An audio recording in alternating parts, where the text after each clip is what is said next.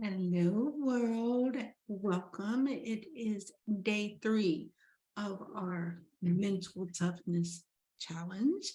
And for those of you that do not know me, I'm Dr. Toya Hodges. I am going to be your teacher and your guide through this process.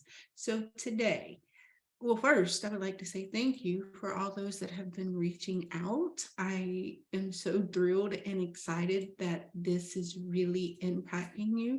That has always been my goal, is to be able to teach individuals the things that they need to be able to conquer and endure everything that they want in life. So before we get started, let me make sure I got everything set up correctly. Um, right. Okay. So let's make this happen. So day 3, what are we talking about? Day 3, let me pull up my notes. Okay. So day 3, what are we talking about today? Day 3 is an exciting day because today we're going to talk about how achieving your goals, regardless of obstacles, like how do you do that? Like so many of us get stuck and we want to be able to achieve our goals, but it seems like every time we turn around, there's something blocking us and it gets frustrating and it gets annoying. So here's the thing is the one thing you can be sure about in life is there will be times when we have twisting paths of potholes around which you must navigate through. You know, they always talk about a snake is a sign of transformation. Why is that? It's because as they slither, what do? They bypass the things that block them.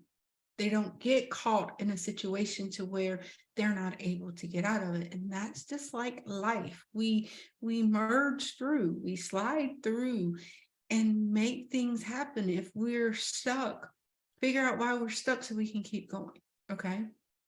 And I know that we've all been through this. That is one thing I can assure you of out of all the thousands of people that I've helped over the years, is that we all go through phases of our life already, and you wonder how you even got through it. You wonder how you even survived it. And then you also wonder, is my luck ever going to change? Like, my goodness, how much do I have to go through? Then when things begin to calm down, what do you discover? You discover you're smoother and you have a straighter road. It's like you flow. It's like traveling down a long road that has all these lights, especially if you're in the city. And every time you get to a light, it's green and you just keep flowing. That could potentially cut off 20, 30 minutes of getting down the road just based on the traffic and you hitting the lights at the right time. What if you, through this course, you learn to tap into your intuition and into your soul, get guidance from there, implement the things that we talk about that works for you, and imagine that every light you got to, you just float. Now, in the beginning, yeah, you might get stopped by a couple of red lights, or you might get a yellow light where you have to slow down for a second. But if you continue to tap back into you and utilize the skills that you're being taught, you get to move forward. So regardless of where your journey ends, it is important to be able to continue making progress to meet the goals that you established for yourself through the tough times. Yesterday, we talked about your why.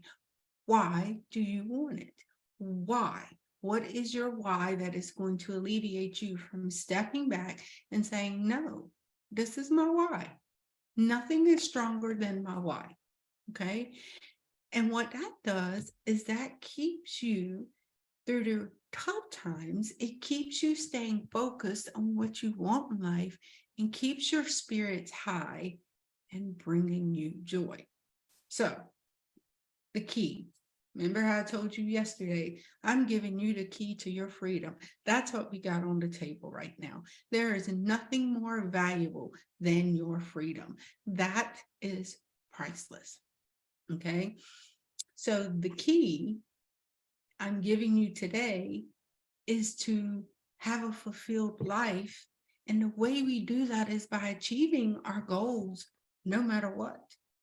So today's lesson, I'm going to give you 5 strategies that you can always use to keep obstacles from stopping you. So trying these tips to continue going for your goals, even when the life road gets tough. So what is the first one? Number 1 is know exactly what you're after in life.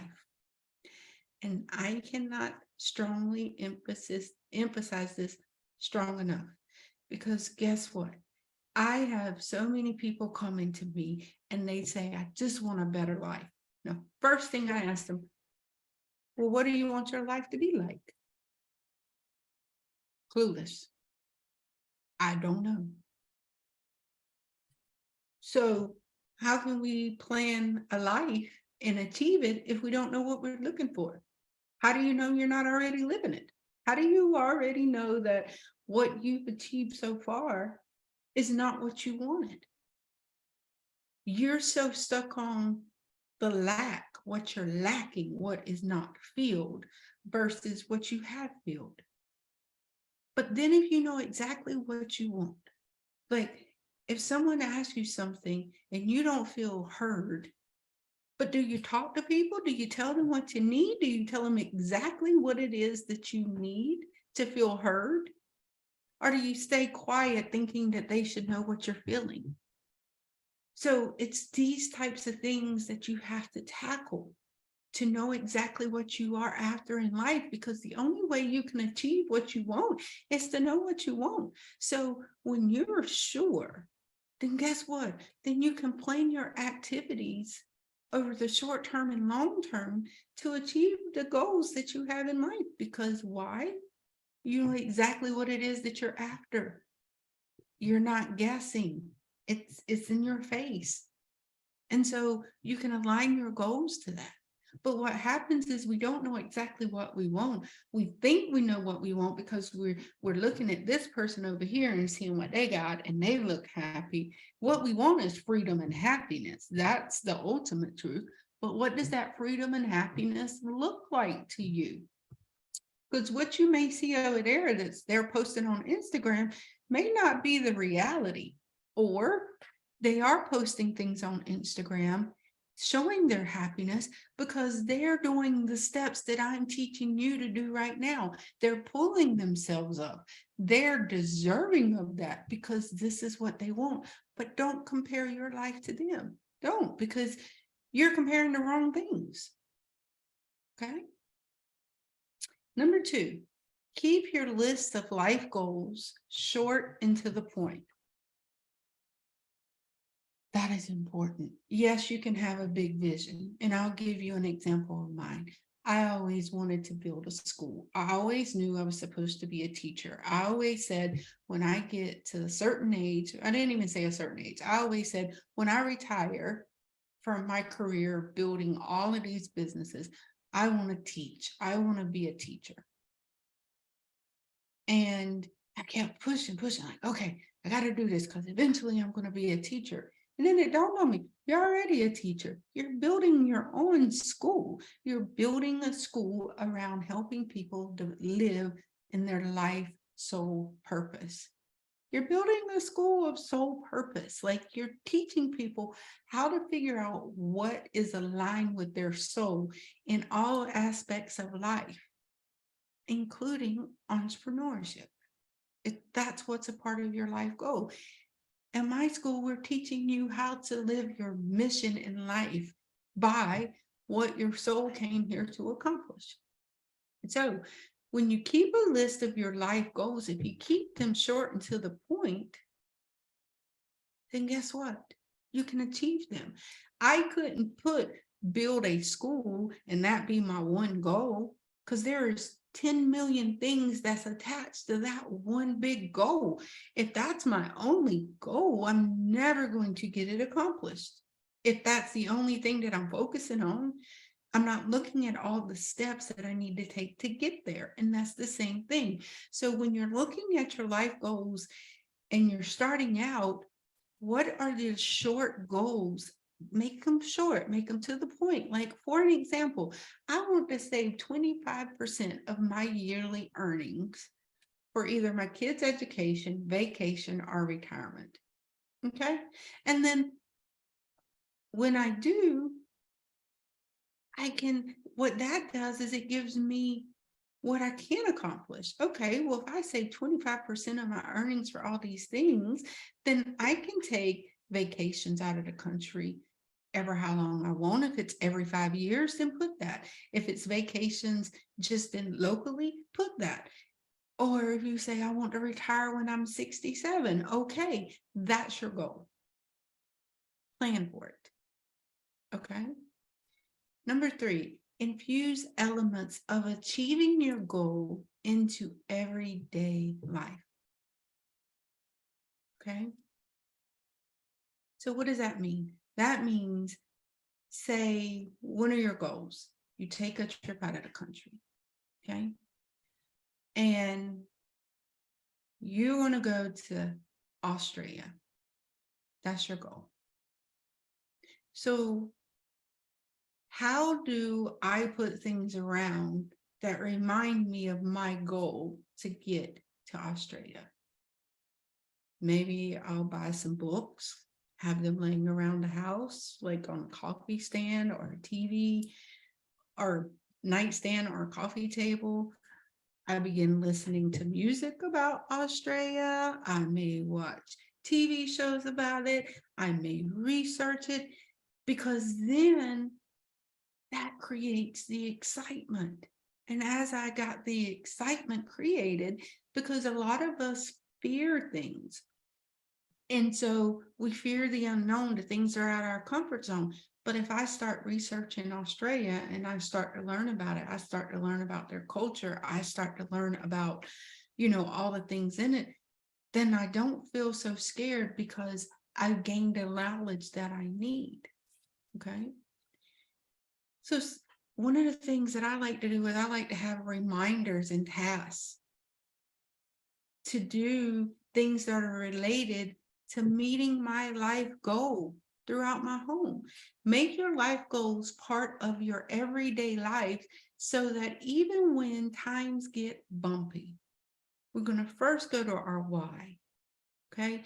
But the biggest thing is, if it's a part of your life every day, you're able to keep your eyes on what is really important for you to achieve. And you're not neglecting it. You're investing in it because it's become a part of your life. Number 4, and this is the biggest thing, and if you've ever worked with me, you know that this is my biggest thing in the world. Talking positivity to yourself. Okay? It can be quite helpful to use positive self-talk, because when you do, you're more likely to keep working toward your goals in your life. And let me give you an example of why this is so important. As a hypnotherapist, when I went to get my PhD in hypnotherapy, I had to start from the beginning. I first had to get a certification just to learn it. Then I had to go through an associate program, then a bachelor's program, then a master's program, then a PhD program. Now, when I started this, what I realized is it was teaching me how our mind operates. So anything that comes out of our mouth or any thoughts we have, our mind records that as truth. So if I'm talking about someone else, it records it as my truth about me. Okay. If I'm beating myself up in my mind by not having self-talk, positive self-talk, and I allow the negative self-talk, that takes over. Our mind has 30,000 thoughts a day, and 80% of those are negative. The only way you can switch that 80% is by affirmations, is by speaking positive to yourself. Every time I start to feel something negative come up about me, I quickly cancel that and replace it with what I want to believe. So if I feel like, well, I'm not smart enough for that, or I don't know how to do that, or they're going to think I'm dumb, or whatever it is, as soon as you hear it, turn around and replace it with something positive. Say, I cancel, clear, delete that. I am highly intelligent. I do know what I'm doing. I am confident. I am strong. Replace it, because, and you keep replacing it and you keep saying it until you believe it. When I first started hearing about affirmations, I'm like, what is the point of me saying this? Like, I am strong, I am worthy, I am this. I didn't understand it at first. But then when I started doing hypnotherapy and I started understanding how many thoughts our mind has a day and how many are negative, and the only way to change that is through positive self-talk and affirmations, I was done. You come to my home, my grandchildren, they got it all on the walls. I am beautiful. I am worthy. I am this.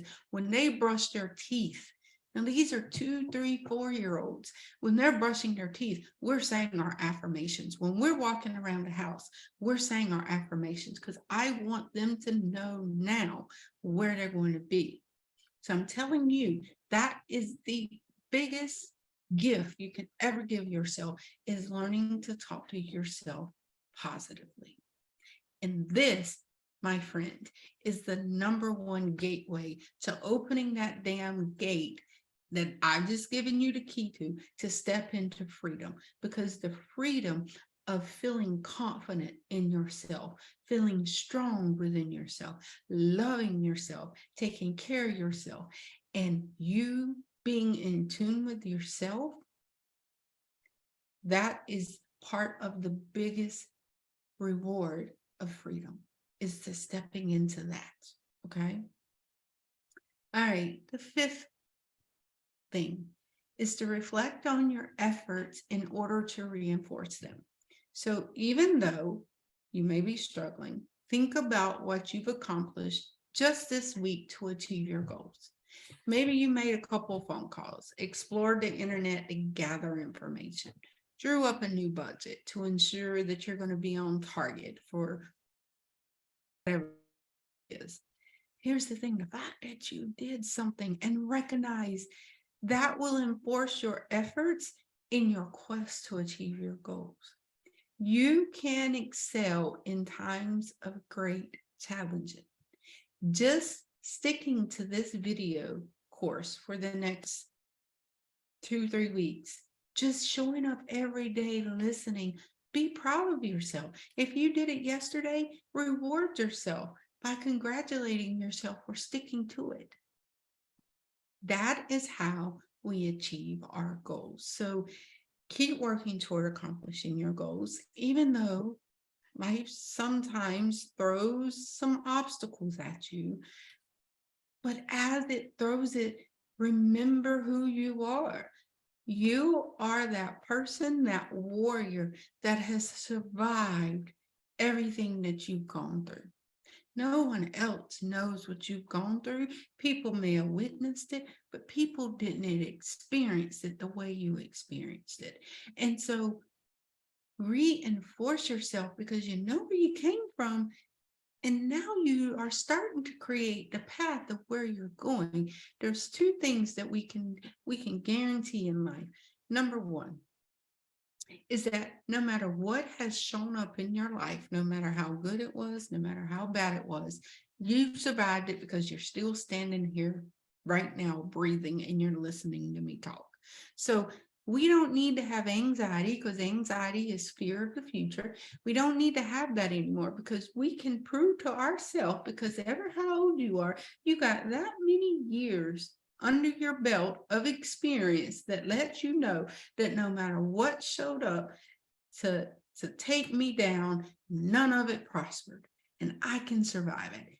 You know that. So don't worry about anything or when it's going to come or what might happen. Guess what? When it happens, you'll know how to deal with it. Number two, you also know, because you can go back in your life through all those years, and you can pick out times where you put your mind to something and you accomplished it.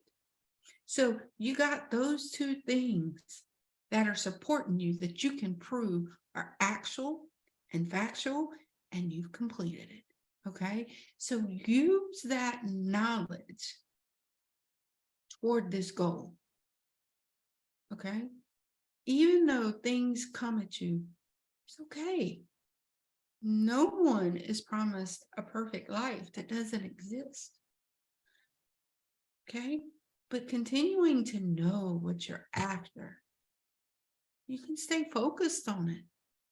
Make your life goals a part of your daily life and use the positive self-talk to help you accomplish it. Acknowledge what you've done and keep moving forward. So what I want you to do is apply these strategies to help you consistently work to meet your life goals. If you do, you can accomplish whatever you want, no matter what.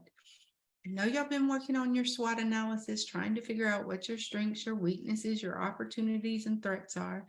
I know you're creating your whys through the 6 aspects of your life: your physical health, your family relationships, your wealth and money satisfaction, your work and career prosperity, your spiritual wellness, your mental strength.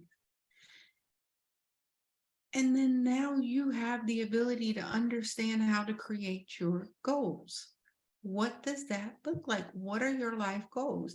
If I want to have a certain amount of money in the bank, how much money do I have to save? Like, for example, if you're trying to buy a house, if you save $100 a week, that's $5,300 a year. You do that for 2 years, you got a nice down payment for a house or potentially closing costs. If you have a partner and you both do that, then that doubles the amount. So when you get paid, the very first thing you do is you put your $100 in that account. Or if it's $25, well, no, you said $100 a week. Put your $100 a week there. That can't be touched. So if that means I only got $40 in my checking account, when my friends call me like, hey, let's go out to eat, sorry, I can't. But you can come by my house and we can have dinner here, but I can't go out to eat. Or I'll come out with you and, I'll have some water or something like that. Like, your goal has to be your priority. So when you're looking at that, it's not about making, people are like, I don't want to make sacrifices. But if you don't make some sacrifices and start making the investments into your future, then you're going to be 68 years old, still in the situation you're in right now. You have to make those investments now and those sacrifices. Okay. So here's what I want you to think about today. Okay. I want you to notice what you say to yourself. For one day, just notice the type of things you say to yourself. How much of it is negative? How do you think this negative self-talk is going to influence your attitude and your results? How does it affect your ability to overcome life's obstacles? And I love to give this analogy, if the way you talk to yourself is the way someone talked to the most important person in your life that you love wholeheartedly, if they would talk to that person like the way you talk to yourself, what would you do?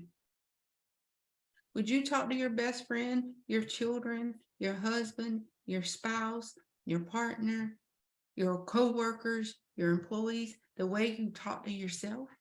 If the answer to that is a no, then guess what?